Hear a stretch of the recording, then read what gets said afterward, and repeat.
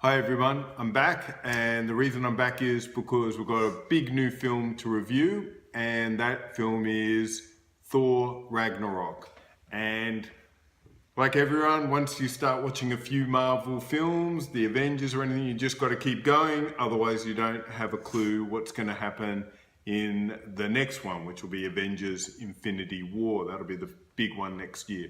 So I just saw Thor Ragnarok, and as we usually do, I'm just going to give you a quick thing, whether to see it or not, whether it's any good. Then we'll have a break. I'll talk a little bit about the film and then spoilers. So quickly, I've brought my son along because he just saw it as well. Alex, should people see it? And I guess especially kids. I thought it was pretty good. I gave it a 7 out of 10, and I think you should go watch it if you have the time, and I thought it was pretty good. Okay, if you got the time. So it's a little bit damning there. It's not like you must go see it. I actually agree with my son. I think it is a lot of fun and really good. And I think the big question mark will be, it's got a real kind of Aussie, New Zealand humor to it. And if you like that, you're going to really enjoy this film. You'll enjoy it a lot more than usual. But if you don't, I'm really curious to see how, especially how American audiences find it. But it is definitely something new. Okay, so let's now have a chat about Thor. And look, there's really, normally at this point, depending on the film, I'm talking about the plot and the themes and all that. And really, what do you say? It's a Thor film. It's the third Thor film. None of those films have been particularly great. The first one was kind of okay because it had Natalie Portman and it went through the origins. There was a lot of fish out of water jokes and it kind of was okay. The second one was just absolutely atrocious. I think most people would not be able to name Thor Dark World.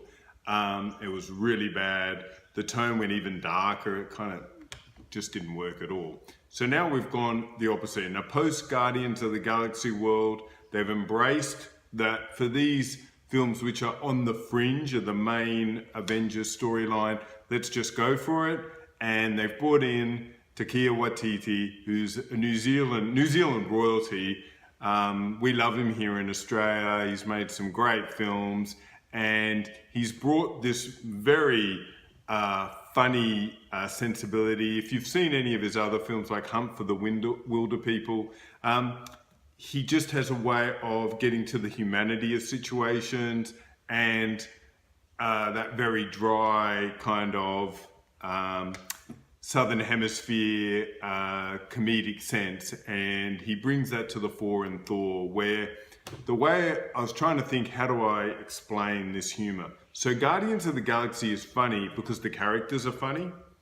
Thor Ragnarok is funny because Thor is in on the joke. They are basically having a wink at the audience going, this is ridiculous. I am a Norse god.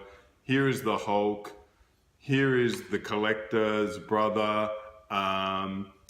You know, the Grand Master played by Jeff Goldblum. It's just kind of, everything's crazy. So let's embrace it, make it hyper colorful and just go for it. And the film, and it's just a blast. And I'm not really going to talk much about the plot because you're either in or you're out. So then we have to talk about what is actually the great aspects of this film. And they are the cast. And I'm just going to read out the cast. So you've got Chris Hemsworth, Cate Blanchett, Tom Hiddleston, Idris Elba, Jeff Goldblum, Tessa Thompson, Carl Urban, Mark Ruffalo, Anthony Hopkins. That's just insane. And one of the problems with this film is you just cannot give enough time for everyone. So Cate Blanchett steals every scene she's in. She is fantastic as the villainess, Hela, who is related to the whole Norse mythology. She is great, but she's like every Marvel villain, extremely underwritten, and she just dominates through star power. Hemsworth is the best he's been, I think, really ever. He seems a lot freer. People always say Hemsworth is quite funny. I have struggled with seeing that humor. You really see it on display in this film. and the whole cast steps up. Jeff Goldblum just does Jeff Goldblum, and it is very good.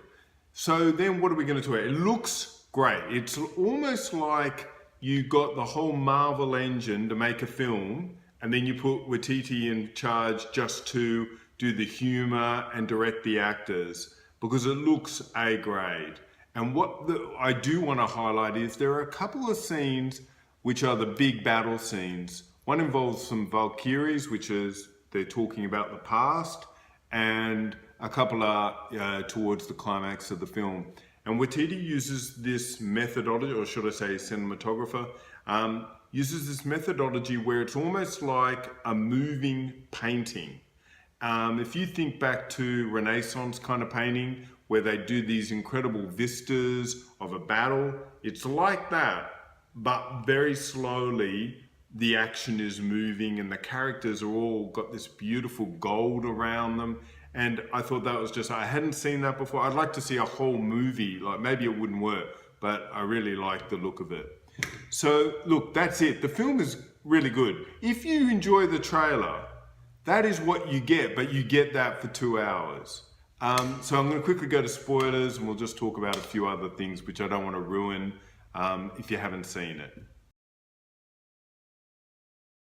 Okay, so now we're in spoilers, and it's not like I can spoil a Thor movie, because if you didn't think that at the end of Thor Ragnarok that Thor has some sort of hero's journey, then I don't know what you're doing watching these kind of films. But a few weird things do happen, in the sense that by the end of the film, Thor and Loki have kind of succeeded in, they come around to this philosophical thing that they're going to lose Asgard, that Ragnarok cannot be stopped, but that we can get our people to a new place and start again.